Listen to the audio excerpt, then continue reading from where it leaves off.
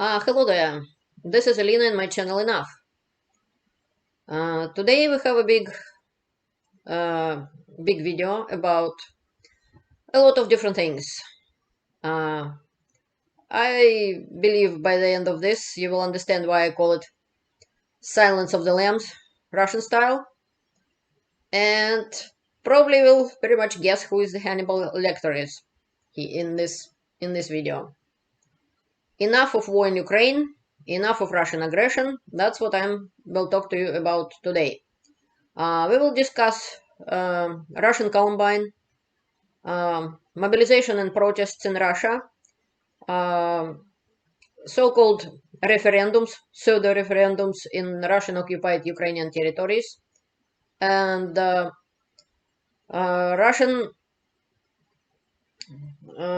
about Russian poet. One Russian poet got raped, and by the government official, well, not officials, but the government police and so on forces. And we will talk just a little bit about sabotage on Nord Stream pipelines. And that's what we're gonna talk about today. This picture said no to war, Ukraine, peace to Ukraine and freedom to Russia. That's what I would like to see as well. It's a picture from the video of BBC, protesters in Moscow. We will start from Russian Columbine.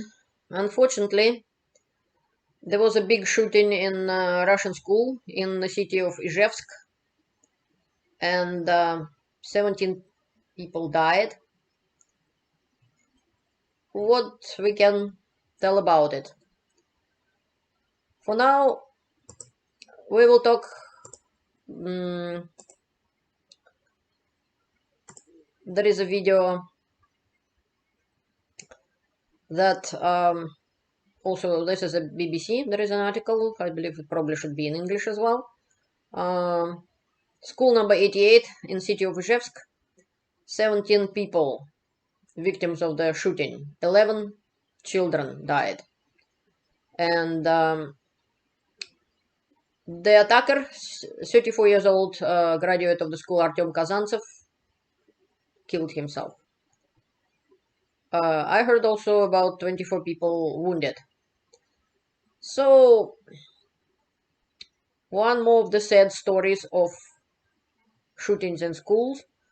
Many countries could relate to that, and I feel deeply sorry for the relatives, and of course for the people who died and for their relatives. It's horrible to lose your loved ones, especially in such an awful way.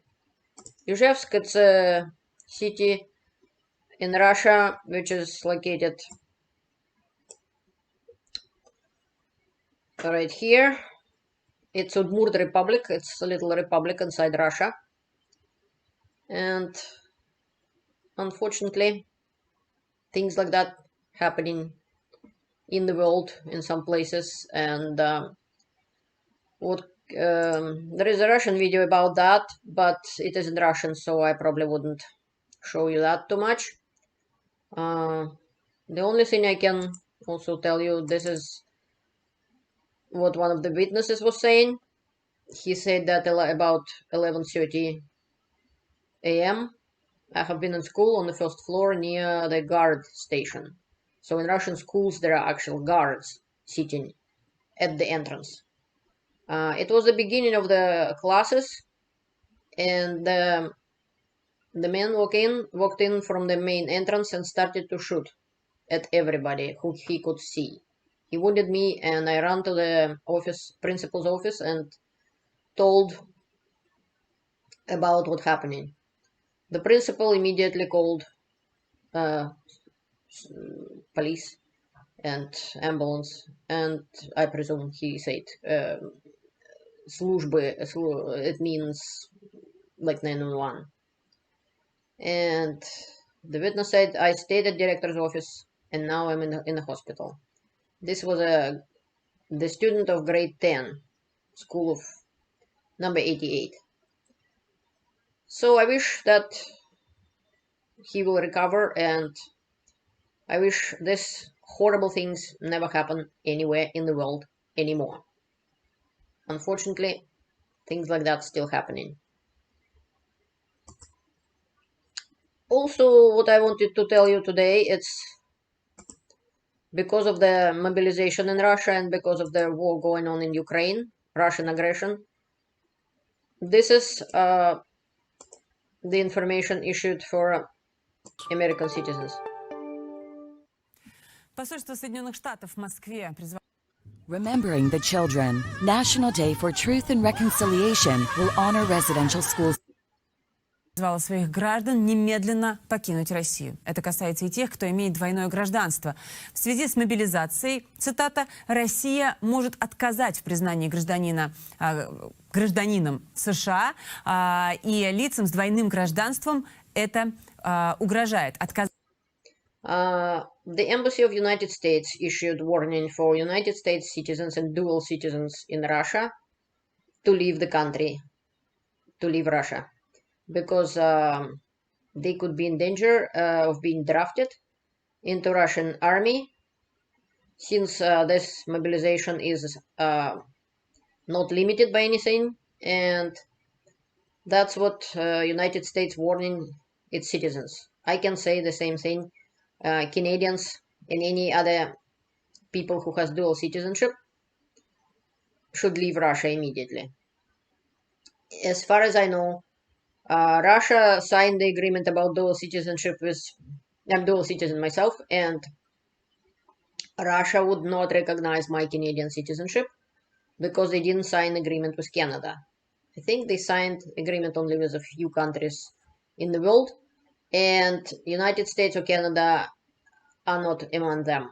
And that is why Russians would consider you a Russian citizen, and your Canadian citizenship or American would never help you in that kind of case. And even Embassy of Canada or United States will not be able to help you. Отказать им в доступе к консульской помощи Соединенных Штатов, воспрепятствовать их выезду из России и призвать на военную службу, говорится в заявлении. They said that these people could be denied consulate help, they could be drafted in the army, and embassy couldn't help. Возможности вылета из России, цитата, крайне ограничены. Об этом напоминают в посольстве и советуют воспользоваться сухопутными маршрутами на автомобилях и автобусах. The embassy also warning that flights are very limited from Russia, so they advising to use the ground transport like trains and buses.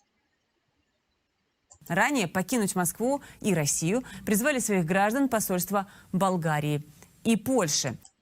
A bit earlier than that, embassies of Bulgaria and Poland also warned their citizens and to leave Russia. I agree with them, and I strongly recommend, if you have dual citizenship, leave Russia immediately, if you still can.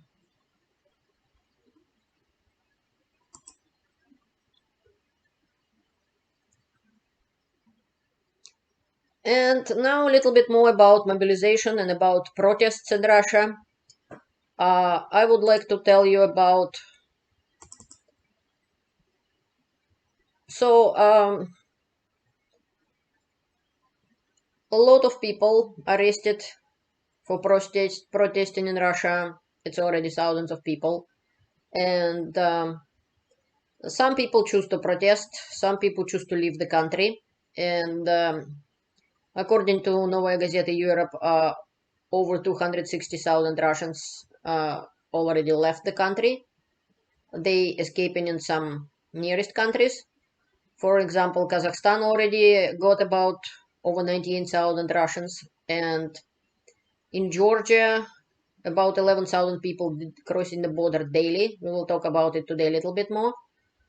And I myself made a couple videos in Russian for Russian people. One is about mobilization and how to avoid it, and another one about how to protest, because people in many other democratic countries know what kind of they know how to protest. They know their rights. They know how to dress up. They know what to bring, what not to bring. They know how to go about it. Many Russians never protested in their life, ever, and never know anyone who protested. That is why they need to learn. No point to reinvent the bicycle, since the whole world already riding that bicycle for many years. And that is why Russians need to know about it. And that's what I did. I created a video where I explaining to people how to protest. And the videos are in here on my website. This is 8 advices to Russians how to avoid mobilization, and this is how to defend yourself during a riot. Mediazona published a map about burning recruiting offices and administrative buildings in Russia. Right now it's more than they're showing already. They said from the beginning of the full-scale invasion in Russia, there was burned 54 recruiting buildings and administrative buildings. And they said 17 cases, it's that orange flames, blue flames that was from the beginning of the full-scale invasion in Ukraine in February, and the orange ones are after mobilization was announced. They said it's 17, but it's more. It was already over 20 as far as I know the fresh information. Another, I want to show you that in many regions of Russia, protests are going on, and a Marketplace 50th anniversary special, Friday, October 7th. This on is what's CBC. happening. Stream free on CBC Gem. This is Dagestan. It's После объявления мобилизации в России по всей стране состоялись протесты. These are Самый the громкий из protests них in в Russia Дагестане. going on На from the улицы channel Махачкалы Popular и Politics. других городов республики вышли сотни людей Hundreds of протестовать people против went on the мобилизации. И, несмотря на задержание и подставных прохожих в штатском, не побоялись дать отпор полиции. Many of them not afraid to fight with police. So there are brave Russians who fighting, actively fighting, but it is very difficult in Russia because many people consider them as traitors, and this is just wrong. Russia is fighting aggressive war. Russia attacked Ukraine. Ukraine didn't attack anyone. Who disagree with me, please show me Ukrainian tanks on the streets of Moscow or any Russian city. Please show me bomb to the ground Russian cities. Please show me the foreign troops marching on the Russian soil and killing Russians. You wouldn't be able to do that because this is not what's happening. This war is one of the most documented wars in history of the planet. And I can tell for sure that not many things in this world is black and white. This war is. There is no fault of Ukraine. There is no fault of NATO in this war. This is the only fault of Russian President Vladimir Putin and his country. And people who agree with annexation of Crimea, with grabbing the two territories from Ukraine, which they called nowadays Donetsk, Lugansk republics. And another thing is, Russia already done it before. It was done with Georgia, that South Ossetia, so-called, also nobody in the world recognizes it, and so on. So Russia fighting is aggressive war. There is no question about patriotism here. There is no question about defending Russia. Nobody attacking Russia. There is nothing to defend. Russia attacking other country. And there is no point for any smart person to go and fight in this war, which is foreign people pretty much know, so I won't talk about it too much. How the mobilization is going on. This is this channel is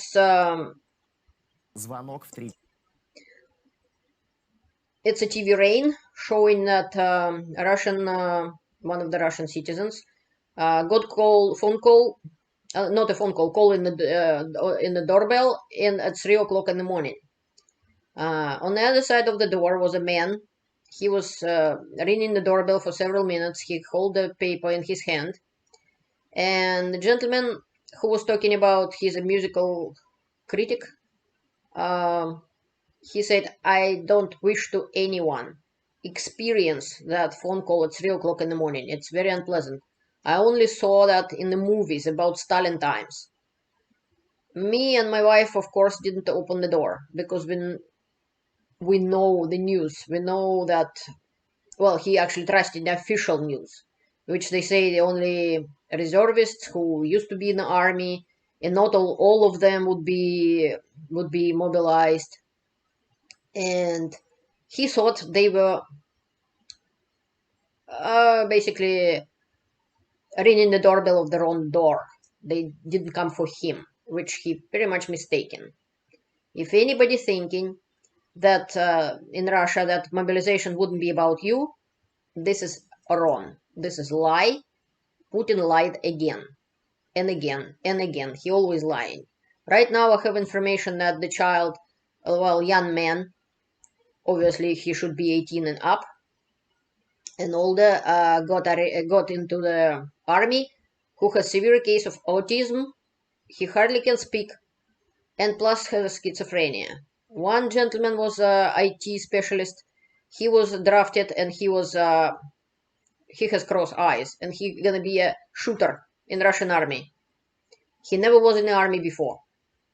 Another gentleman was over 63 years old, some sort of a colonel or something from Volgograd region, who was drafted with diabetes and a whole bunch of other illnesses, and a lot of cases like that. People get drafted. One was father of 5 children from Buryatia, and this is awful. No doubt that Dagestan and Buryatia are having protests because it is genocide going on in these republics of Russia. In Buryatia, in Dagestan, even in Crimea, when they drafting mostly Crimean Tatars population, they basically killing the young men of that nationalities who will not be able to come back home, who will not be able to reproduce their nationality by making children and so on, raising families. This is a genocide for those nationalities inside Russia, like Buryats or Yakut, from Yakutia as well, the same thing going on. It's a genocide. Putin trying to kill people of that nationality by sending them to war. And another thing is, that's what's happening for people who drafted. This is how they live. That's just a little video. Some of them might have seen some of that. This is the bathroom.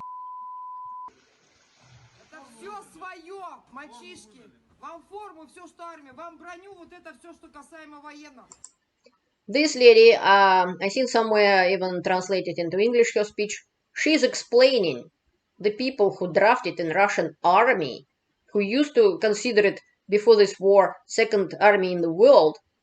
She said only uniform and the vests, maybe. Basically, I seen what kind of bulletproof vests they give, and some of them doesn't have anything inside it. It just look like a bulletproof vest, but doesn't protect you from anything. She's saying that they have to everything else they should bring from home, pay for their own money and bring themselves. She said nothing of that we have. Our men, we completely bought for our men everything ourselves. About medical things, like there is nothing. Even tourniquets you have to bring. And some of the guys would say, I seen it in some other video as well, like the guys would say, well, there is nothing in the pharmacy. She said, well, rob your special kit from your car. In Russia, you have to have a special box with the medication, like pills and some like painkillers and tourniquet and some bandages in it. And the road police even very carefully checking that you as a driver has it in your car, as well as the fire extinguisher. That stuff you have to have in your car. So she said, take it out of your car if you have to. That's how well prepared Russian army. And these people gonna go, and in a few days, some of them already on Ukrainian front. And one, I seen a couple people already was in Ukrainian captivity, like they they was captured by Ukrainian army. So Russian army couldn't win from Ukraine when they had the best of the best Russian troops. And now when they get killed, these guys, many of them never was in the army, never hold a gun in their life, and they obviously saying about it in many places, in many social networks and everything. So this is just cannon fodder. We're gonna get killed and destroyed by Ukrainian army. It's just a murder of my countrymen, and Russians there as well, Russian nationality, but mostly it's many other nationalities which is inside Russia, and killing those people, and many of them not even young, like in their 40s, 50s, 60s even. This is just disgusting. This is a crime. The crime was to start this war, and the crime is to continue it. That is why Russians are running away.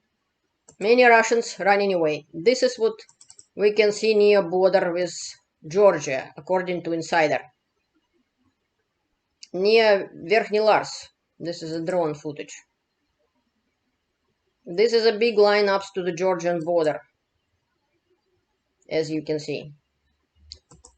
A lot of people trying to escape by any means. They're walking, they're using bicycles, they're using scooters. So this is what happening.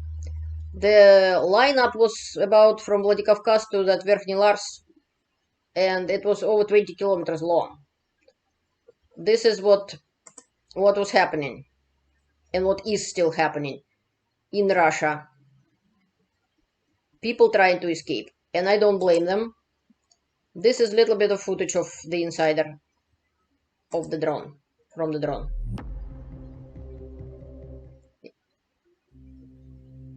This is how it looks like.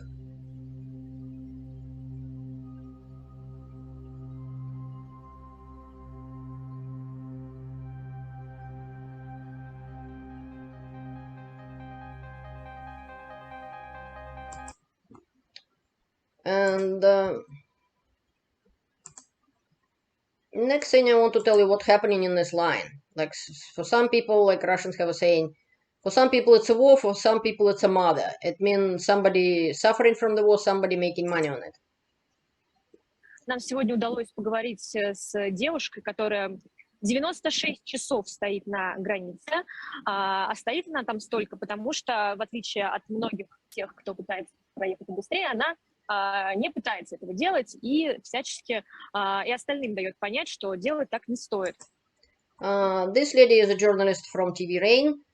She is saying that she just talked to the lady who was 96 hours in line trying to get out of the country, and she is there for that long because she doesn't want to bribe her way out of the situation, as some people do.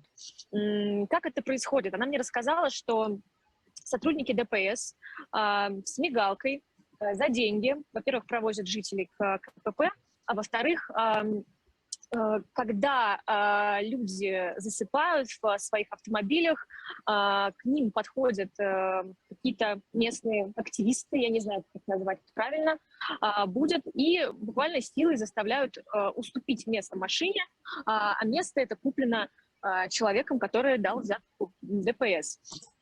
The lady told to the journalist that road police, Russian road policemen, coming, talking to people, they drive in their police vehicle with lights and everything, sirens and so on, and they offering them for a sum of money, for the bribe, to drive them right directly to the border crossing, and people pay and they get in.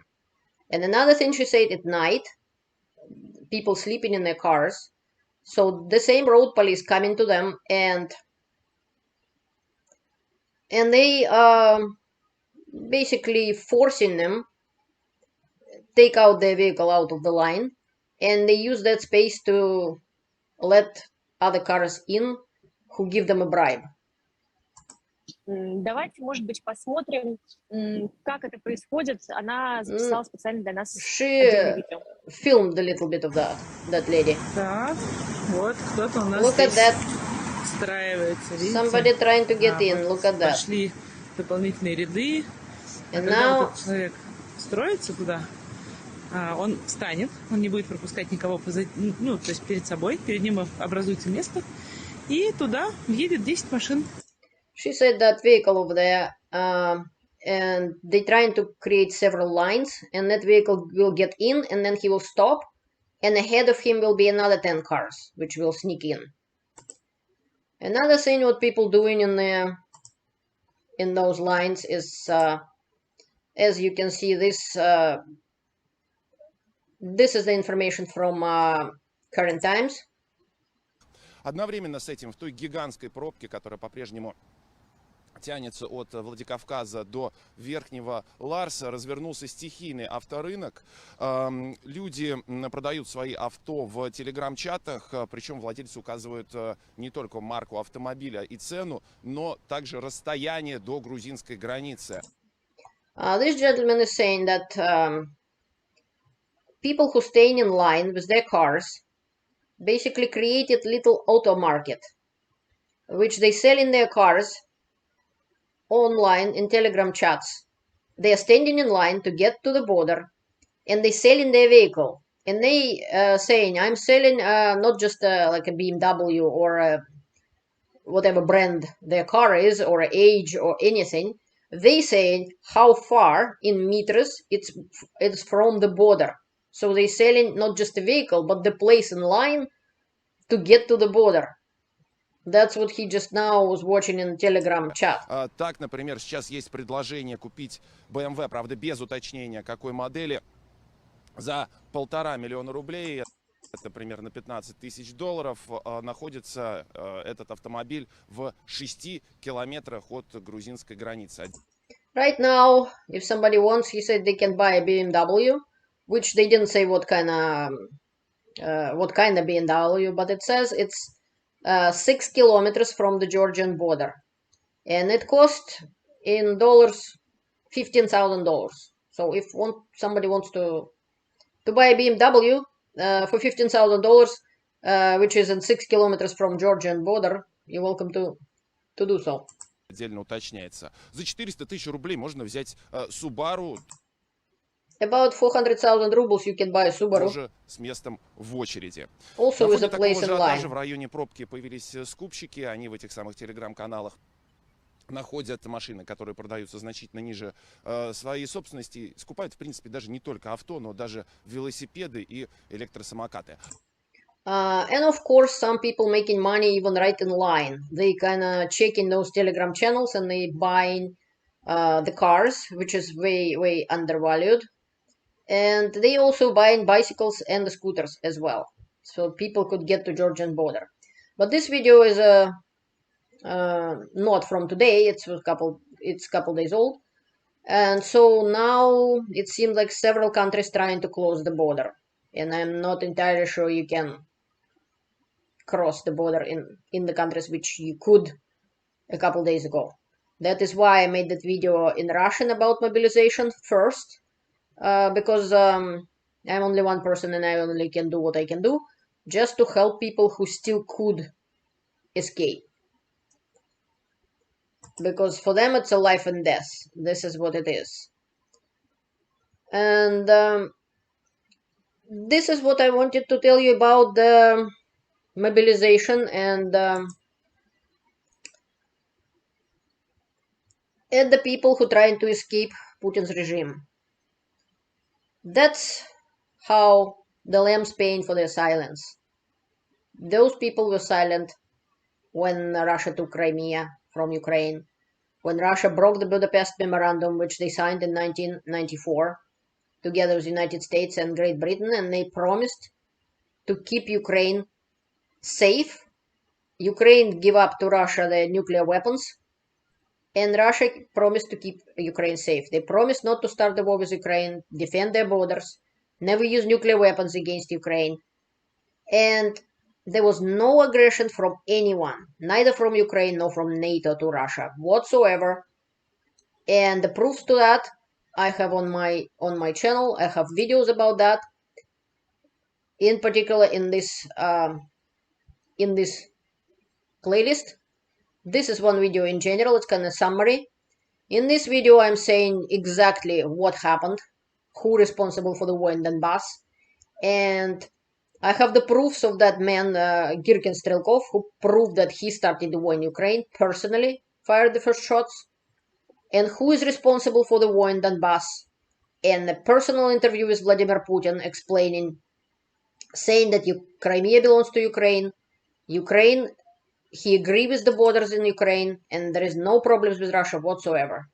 There is also a video about Nazis, and explaining that there are no Nazis in Ukraine, no more than in any other country, and about Russian war crimes. So you're welcome to see them all and understand what is actually happening, what happened, why Russia is an aggressor in Ukraine. If you still have any doubts, there's where you go to find out.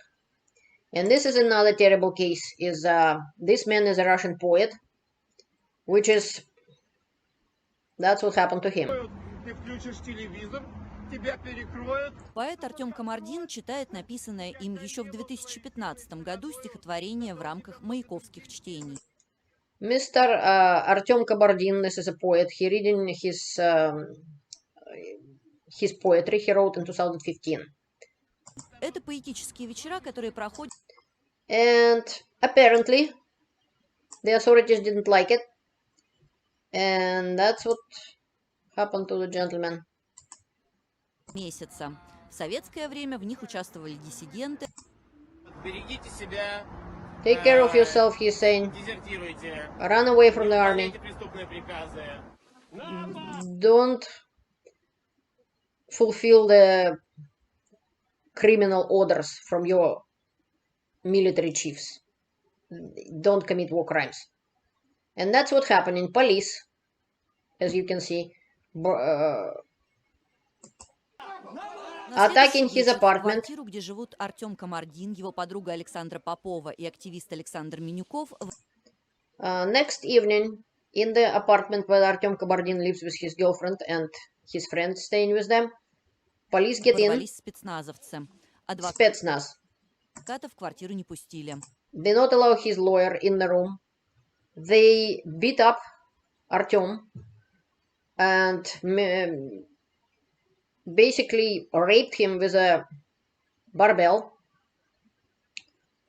and beat up his girlfriend, and they force him, as you can see, he has a evidence of beating on his face, to stand on his knees and apologize to Russians. Позже прокремлевский телеграм-канал опубликовал видео, где Камардин со следами побоев. And they put that video online. And they also made a video about raping him, and they showed that video to his girlfriend. Welcome to Russia. На лице стоит на коленях и извиняется. Александра Попова рассказала, что полицейские избили ее, вырывали ей волосы и угрожали групповым изнасилованием. His girlfriend said that policemen beat her up, pulled out some of her hair, and threatened her with a group rape. Все это время она слышала крики Камардина. Позже, по ее словам, ей показали видео, как силовики насилуют Камардина гантелью. So, and she saw the video, police showed her video how they raped her boyfriend, and she heard his screams, and that's what happened. I'm not a journalist, I'm economist and financier, and I lived in USSR and in Russia, and in this channel I'm providing you not only with some news or some information, valuable information, which I was researching and collecting for 9 years. I also offering you my unique perspective as a person who lived in USSR, who lived in Russia, and who lived in Canada for 18 years. In my experience as well, there is police brutality in Russia. I wasn't part of it, but when we worked on the stock market and we caught a thief who was stealing stocks, basically the bonds of local government. Of course, we reported him to the police, and police beat him up. I personally wasn't witnessing the fact of beating him up. I was witnessing the fact of questioning him, and then policemen offered, kind of made women of my company leave the room. But the gentleman who worked with me in the same company, and there were only 4 of us in the company working, and he told us that that police beat up the suspect. And also there is lots of evidence of torture in Russia and police brutality. And about that I have another video. It's called apparently I has been tortured. But it wasn't by police in my case anyways. But if you can see the video, you will find out.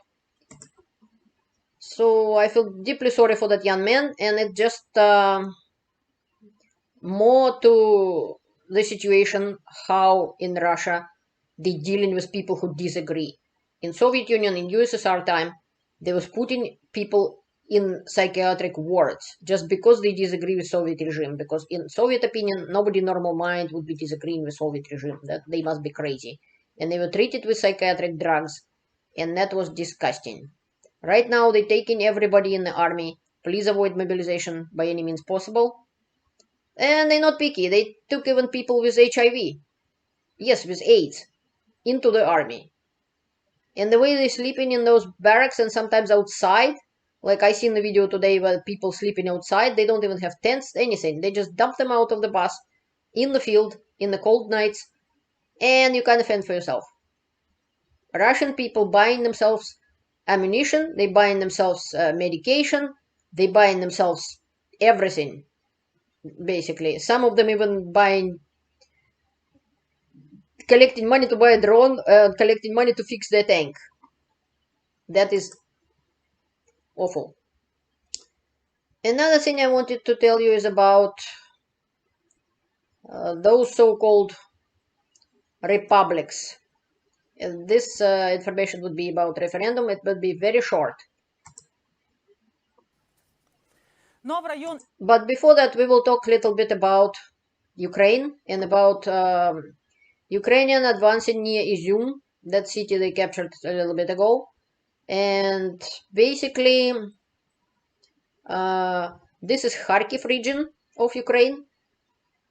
This is all liberated by now, except for about 6% of the region still under the Russian control. And Ukrainian forces trying to capture the few cities like Liman and so on. But I want you to look at this line. This is the border with Russian Federation. All the information about how horrible Putin trying to portray Ukraine as the Nazis or people who wanted something bad for Russia.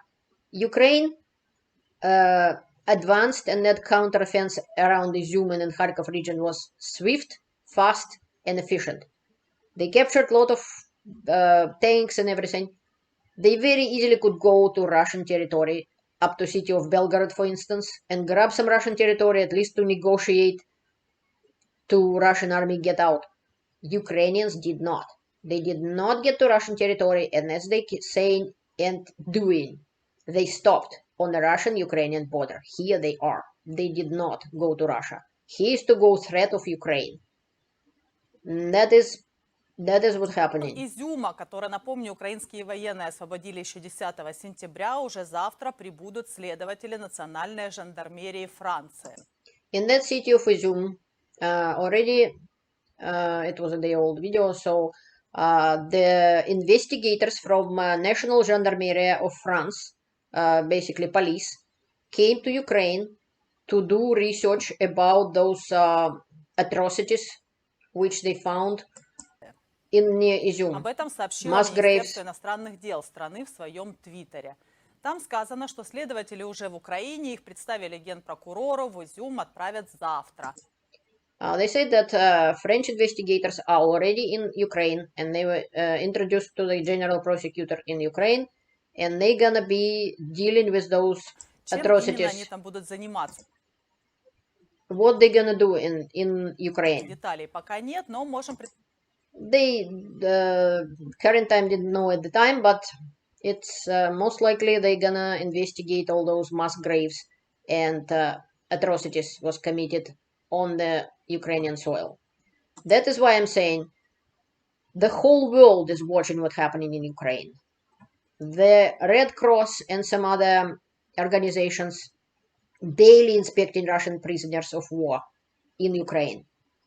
not in Russia. That is why Ukrainians treating prisoners of war way better. Nothing to compare with Russians. So, and this is the fact which proving that the French investigators also taking part in investigating in Ukraine. What I want to tell you now, it would be about those so-called referendums. This is a bit older photo, but I just wanted to show you the republics itself, Donetsk, Lugansk republics. This is the territories where that referendums are happening. This is so-called Lugansk People Republic. It's a Lugansk region. This is so-called Donetsk People Republic, which is part of Donetsk region of Ukraine. This is part of Zaporozhye region, which is again main city, even the capital of the region is under the control of their country, Ukraine.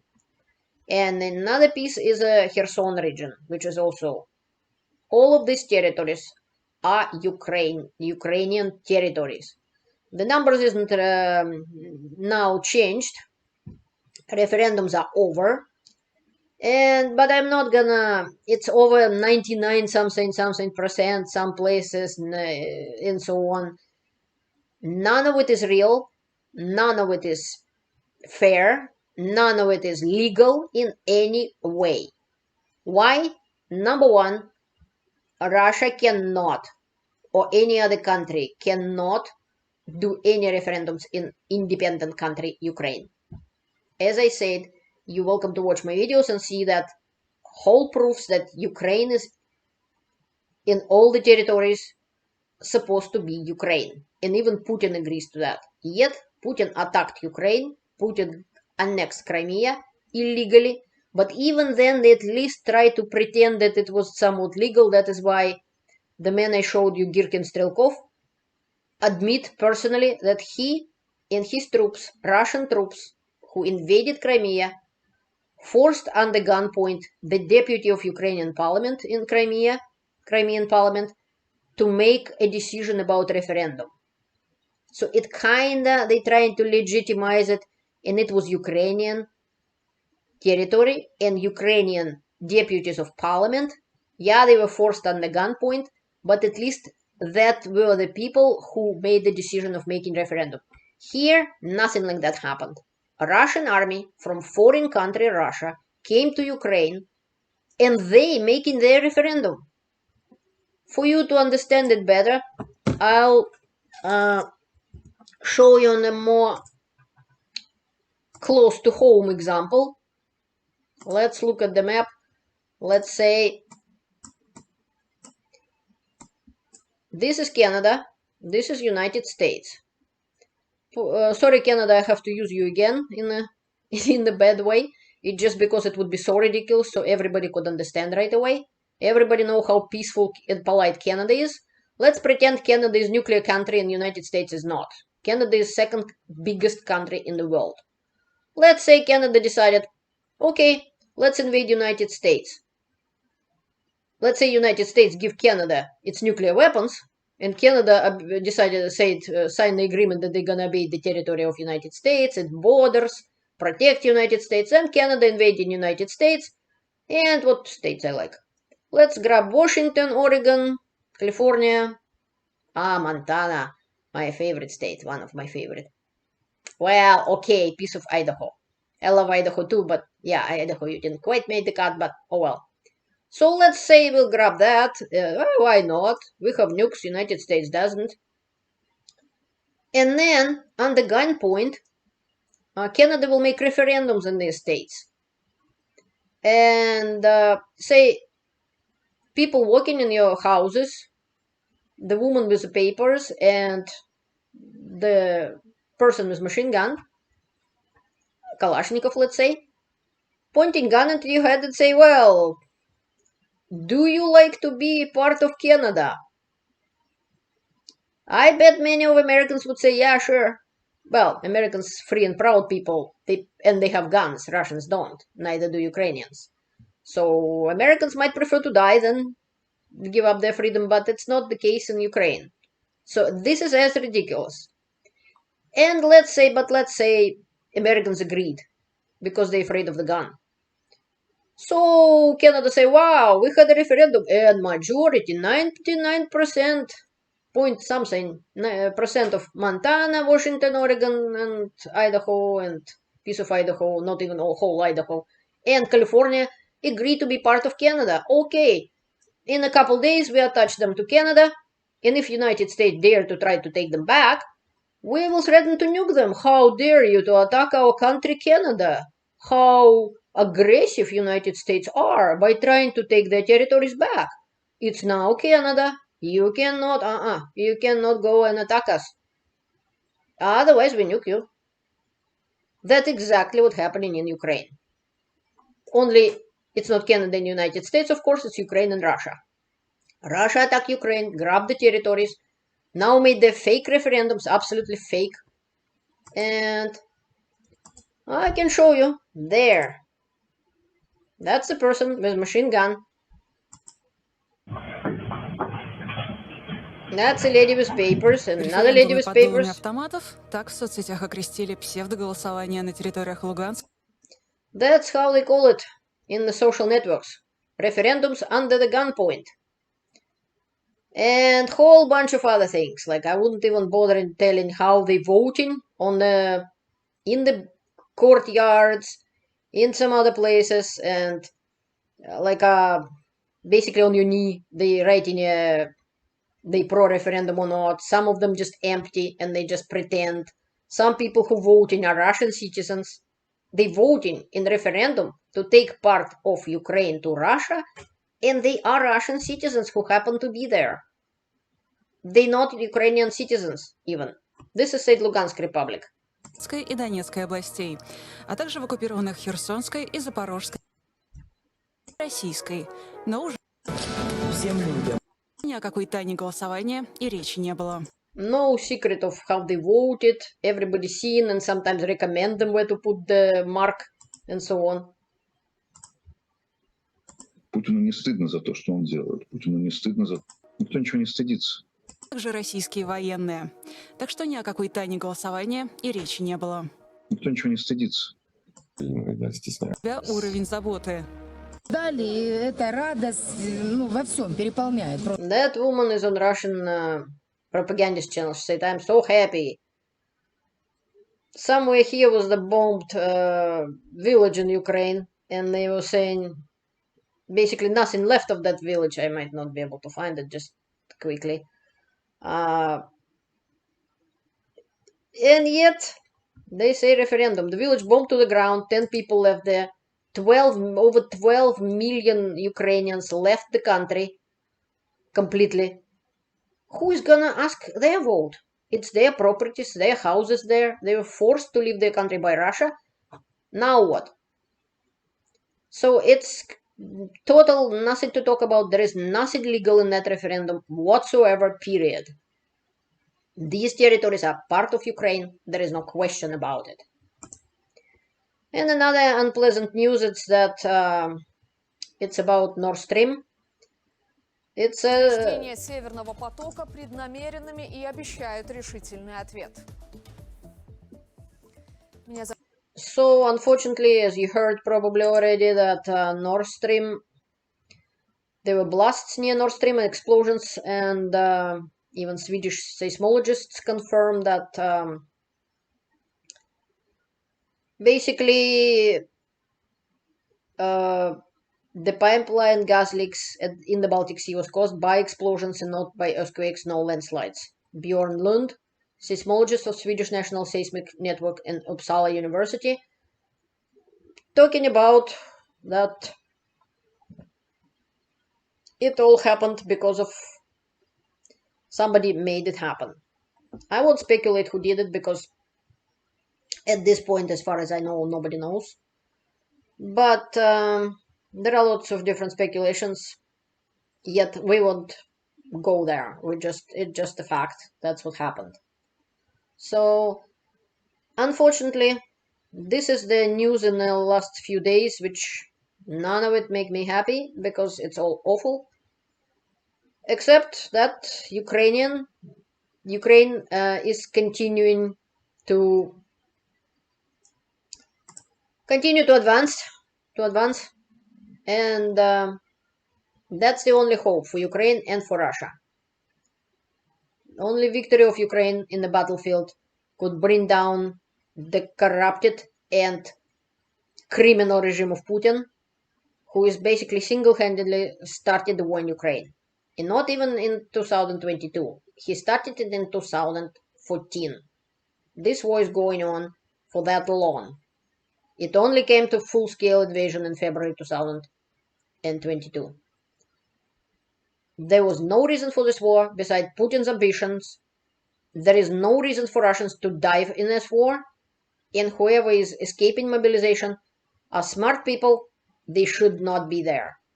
It's a dirty war. It's aggressive war, which is against Russian law, against Russian constitution. Putin is a war criminal, and he should be arrested and charged for his crimes. High treason to Russia, starting aggressive war, using mercenaries, which is illegal by Russian law, war crimes committed in Ukraine, and many other crimes. Down with Putin, freedom to Ukraine, and freedom to Russia from Putin's regime. Thank you for your attention, and have a great evening or day.